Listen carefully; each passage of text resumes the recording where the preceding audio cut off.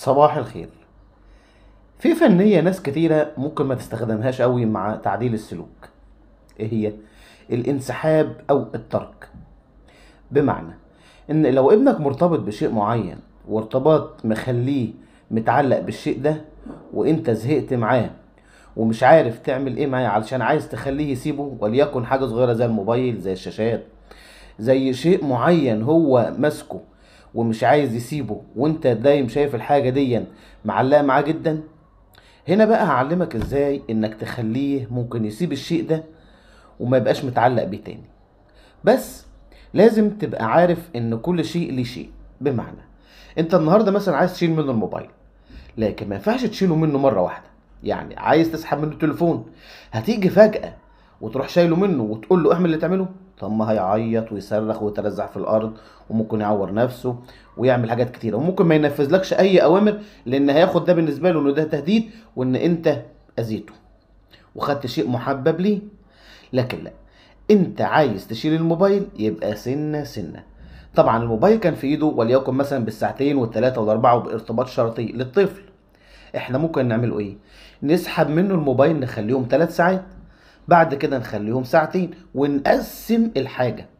يعني بدل ما كانت هي مثلا ال4 ساعات متواصلة او ال3 متواصلة، وليكن اي وقت انت بتديهوله، انت ممكن تعمل حركة حلوة.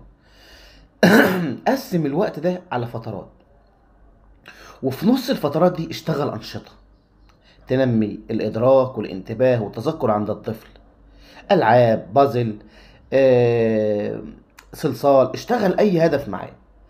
انت خدت معايا الموبايل، وقال لنا نوزع الاهداف دي وليكن مثلا كل ساعتين 3 ربع ساعة. هتلاقي نفسك ان انت سنة سنة لحد ما وصلت في اليوم ساعة. بس الحاجة دي عايزة الاستمرارية، مش حاجة معينة وبس. طيب، انت دلوقتي مش لاقي اي شيء، انت ممكن تعمل في البيت حاجات كتيرة. في اهداف كتير ممكن تكون معاك في البيت وانت تعرف تحققها. هات له مثلا الوان ويرسم، علمه ازاي يمسك قلم رصاص، علمه ازاي يمشي على الخط، علمه ازاي يبقى ينمي ادراكه، علمه حاجات كتيرة. القصة دي مش هتيجي من يوم وليلة. انت علشان تزرع زرعة وتخليها تطلع بتبقى بذرة وتحفر لها، ولازم لها اوان معين، وتسقيها وترويها وترعاها. الطفل كذلك، لو انت اسسته كويس ورعيته واديته اهتمام ورعاية هيطلع كويس. لكن انت دايما تاركه ومكبر دماغك، وبتحاول على قد ما تقدر انك تخليه تلهيه عنك بحاجات وانشطة هي ممكن مش ما تفيدوش. لكن لا، زي ما قلت لك، ولو حبيت اي شيء